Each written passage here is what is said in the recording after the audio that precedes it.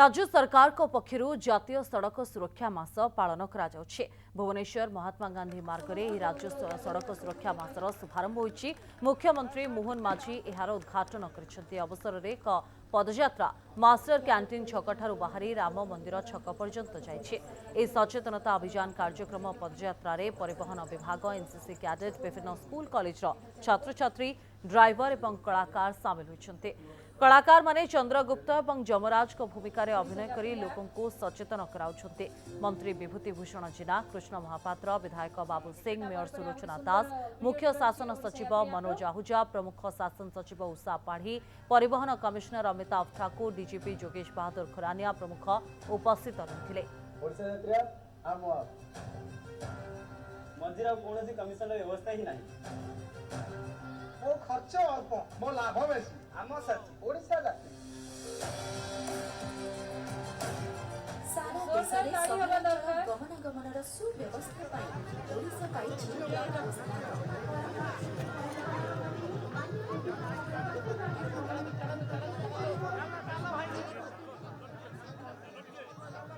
केतेबेले आपणमानंक गहणरे सड़क सुरक्षा मासर राज्यस्तरीय उत्सव उद्घाटन करुची।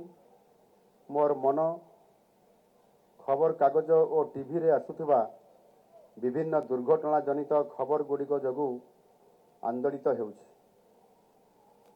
अकाल रे अनेक जीवन नष्ट हो जाउछि। आहत मानकर दुख अवर्णनीय। अनेक सारा जीवन भिन्नक्षम हो जीवन बिताउछन्ति।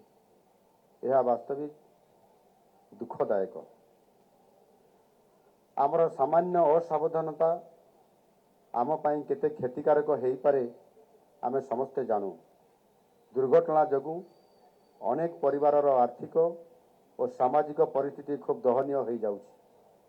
तेणु वर्तमान समय आसीछि आमे समस्ते एथिपाई सचेतन हवा, निजे सुरक्षित रहिबा सहित अन्य माननकु मध्य सुरक्षित रखिबा पाई सेफ ड्राइविंग करिबा, सुरक्षित भावे घर को फेरिबा, कम होम सेफ। सड़क सुरक्षा प्रति जे भली गंभीरता तथा प्रतिबद्धता मु लक्ष्य करि पारुछि ता मो भितर एक सकारात्मक आशा सृष्टि करुछि।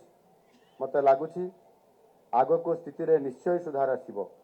अधिकरु अधिक जीवन रक्षा करिबारे आमे सक्षम हेबा।